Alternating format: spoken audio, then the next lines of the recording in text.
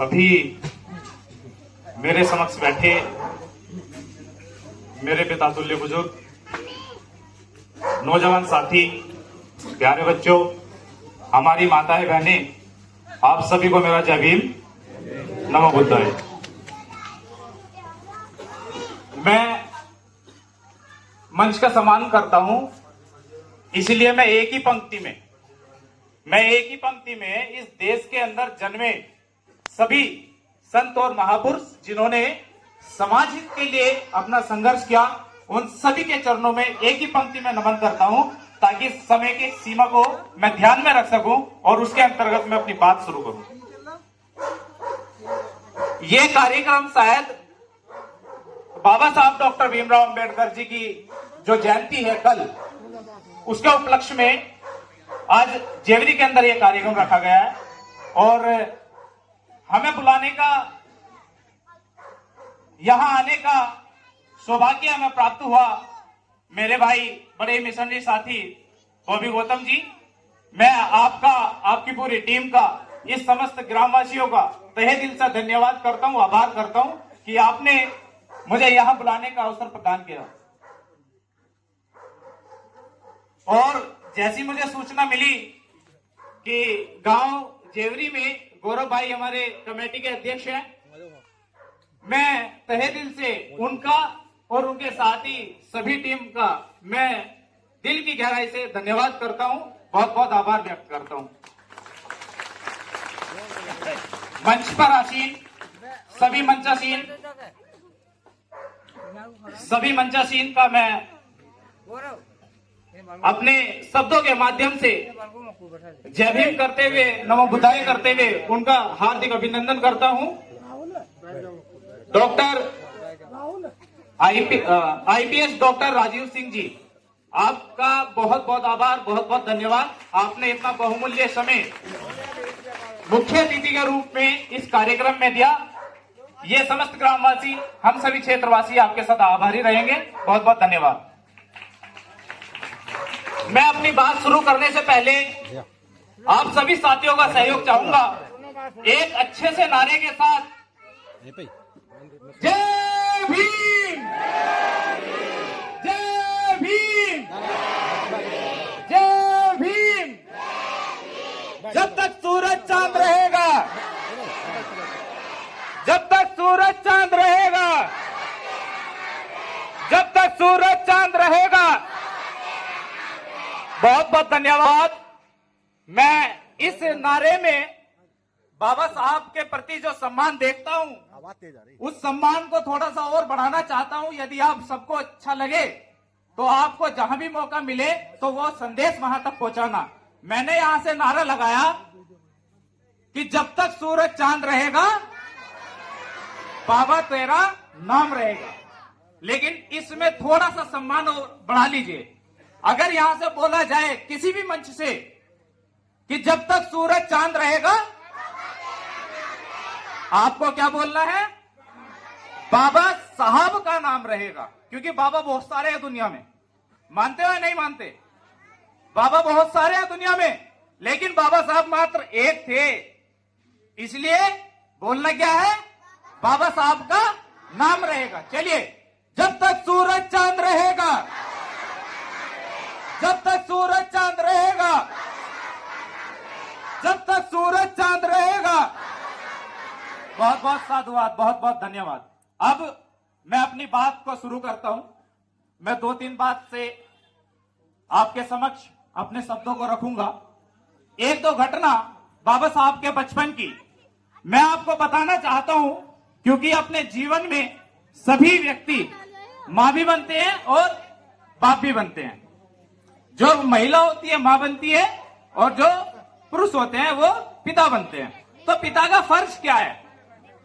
जब बाबा साहब डॉक्टर भीमराव अंबेडकर अपने बचपन में स्कूल में जाते थे तो वहां क्लास में उनको साइड में बैठाया जाता था, और जब सवाल किए जाते थे तो जो सवाल बाकी अनेक बच्चों से नहीं दिए जाते थे तो वो बाबा साहब देते थे। ये आपको सबको पता है।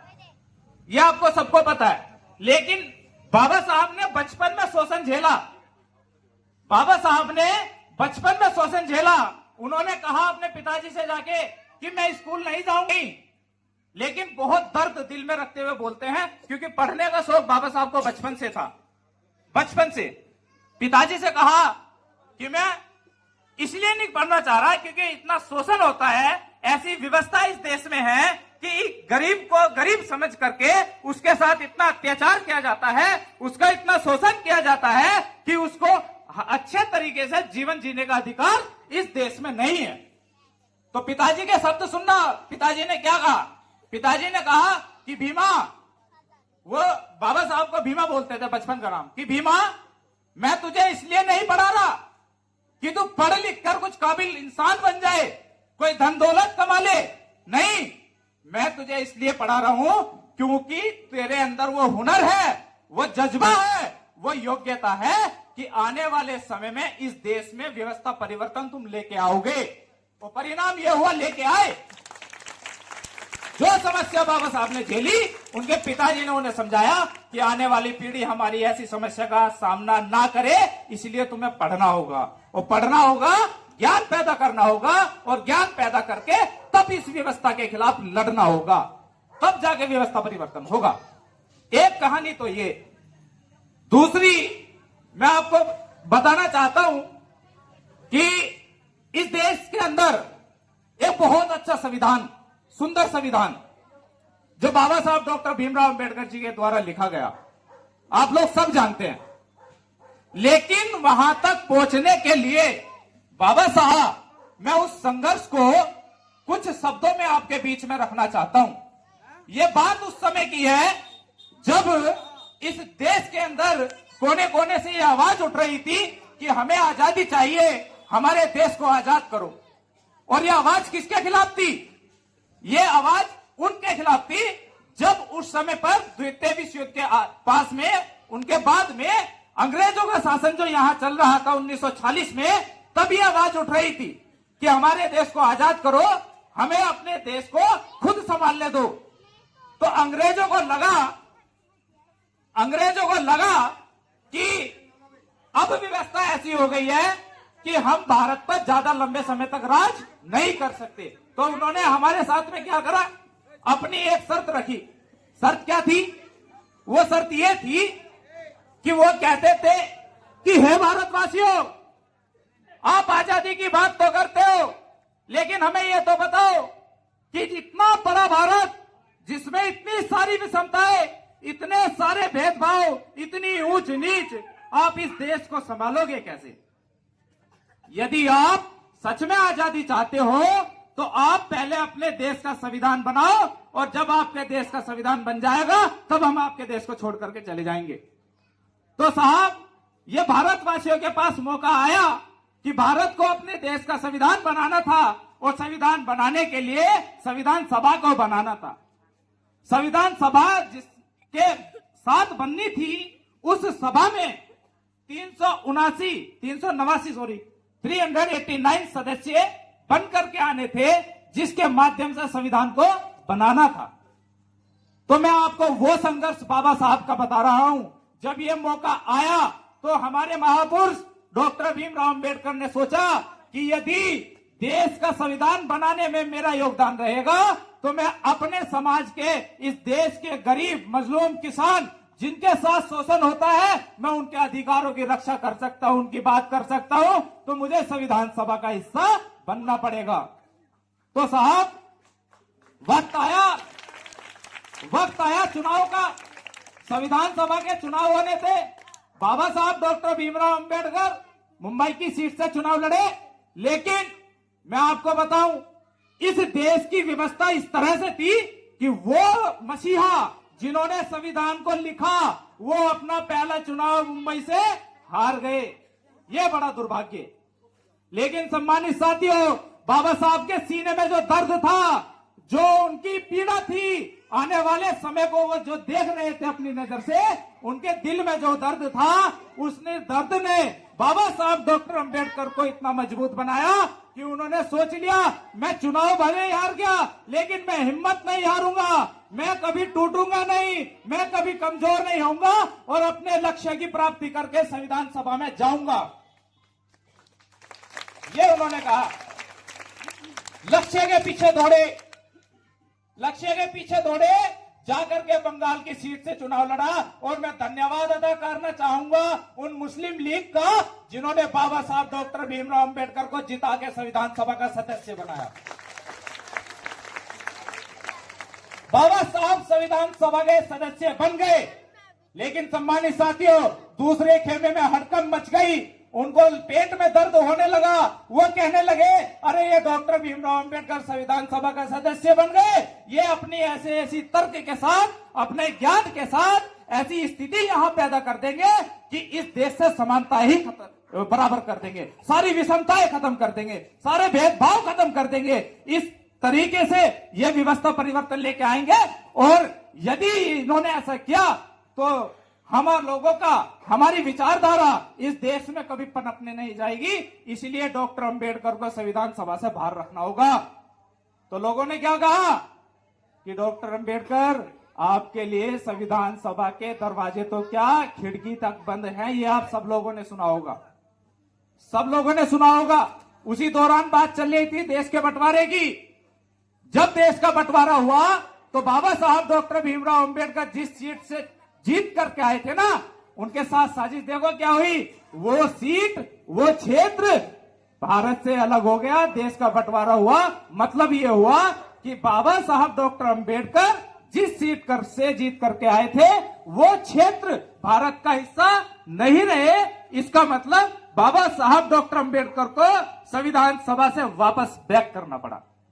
यह दुर्भाग्य इस देश के उस मसीहा का जिन्होंने संविधान लिखा, जिन्होंने आपके हक अधिकारों की रक्षा की, लेकिन एक संविधान सभा के सलाहकार हुआ करते थे। ये मैं बात आपको इसलिए बता रहा हूं क्योंकि एक जनरल कंपटीशन में क्वेश्चन बन जाते हैं। एक संविधान सभा के सलाहकार हुआ करते थे, उनका नाम था BN राव, BN राव, बेनेगल नरसिंह राव। वो ऐसे विद्वान व्यक्ति जो UNO होता है, UNO के अंदर जो काम करते हैं, ICJ होता है इंटरनेशनल कोर्ट ऑफ जस्टिस, जहां दुनिया के मात्र 15 व्यक्ति पहुंचते हैं। वो BN राव, भारत के व्यक्ति, अपने सम्मान को बचाते हुए, देश का नाम रोशन करते हुए उन 15 व्यक्तियों में से एक व्यक्ति था BN राव जी, जो कि संविधान सभा के सलाहकार थे। लेकिन अब सुनना मुद्दे की बात। उन्होंने कहा, जो संविधान सभा के अध्यक्ष थे राजेंद्र प्रसाद, डॉक्टर राजेंद्र प्रसाद, उनसे कहा कि डॉक्टर राजेंद्र प्रसाद, डॉक्टर भीमराव अंबेडकर संविधान सभा का हिस्सा नहीं है और वह इतने विद्वान हैं, उनको कानूनी ज्ञान इतना है कि जितनी भी संविधान सभा में तुम्हारे सदस्य, किसी एक के पास इतना ज्ञान नहीं है। उसके बिना संविधान किसी कीमत पर बना नहीं पाओगे, नहीं बना पाओगे। अगर तुम्हें देश का संविधान बनाना है तो पहले, सबसे पहले डॉक्टर अंबेडकर को कैसे भी करे, लेकिन संविधान सभा का हिस्सा बनाना पड़ेगा। यह ताकत बाबा साहब डॉक्टर अंबेडकर की, यह हुनर, यह जज्बा, यह योग्यता बाबा साहब डॉक्टर अंबेडकर ने कमाई। कहां से? केवल पढ़ाई से, पढ़ लिख करके। और यकीन जानना, उस टाइम पे मुंबई के हेड हुआ करते थे बीजी खैर, उन्होंने कहा एमआर जैकर से, क्योंकि डॉक्टर राजेंद्र प्रसाद ने कहा कि किसी भी तरीके से बाबा साहब को संविधान सभा का हिस्सा बना के भेजो। तो वहां से जो जीत के आए थे एमआर जैकर, उनसे बोला गया कि आप कुछ भी करें, लेकिन बाबा साहब डॉक्टर भीमराव अंबेडकर को संविधान सभा का सदस्य बना करके भेजो, तभी हम देश का संविधान बना सकते हैं। नहीं तो हमारे बस की बात नहीं भाई, हमारे में बस की बात नहीं है। संविधान यदि बना सकता है तो डॉक्टर भीमराव अंबेडकर है। उसी बीच एमआर जैकर ने इस्तीफा दिया और बाबा साहब डॉक्टर भीमराव अंबेडकर को दोबारा मजबूरी बनी इस देश की कि संविधान सभा का हिस्सा बनाना पड़ा, क्योंकि संविधान चाहिए था, आजादी चाहिए थी। और आजादी कब मिलती? जब डॉक्टर अंबेडकर, इसलिए उन्हें संविधान सभा का हिस्सा बनाना पड़ा। वापस संविधान सभा का हिस्सा बने।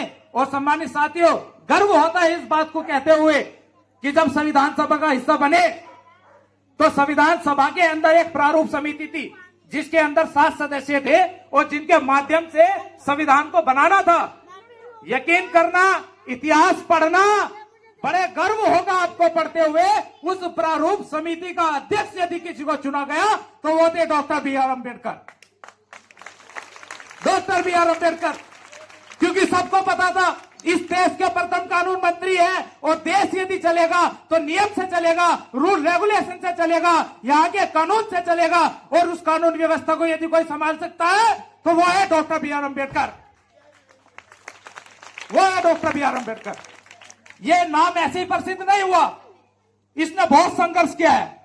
आप लोग आज यहां बैठे हैं, मैं यहां बोल रहा हूं अपनी बदौलत नहीं, मैं एहसान मानता हूं बाबा साहब डॉक्टर अंबेडकर का कि उनकी वजह से आज मुझे बोलने का मौका मिला और आपको सुनने का मौका मिला।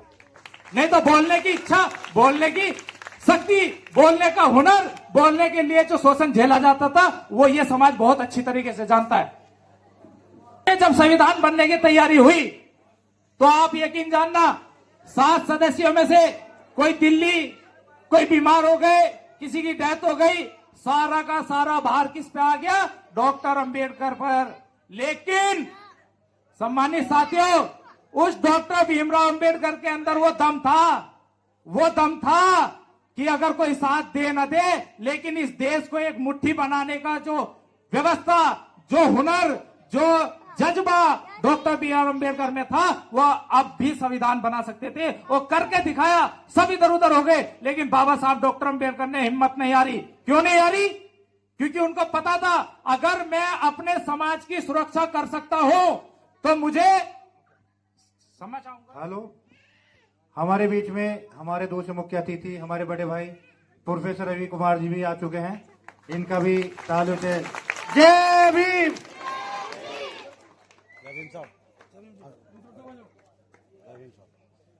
हमारे बीच में डॉक्टर महेंद्र कुमार जी, प्रिंसिपल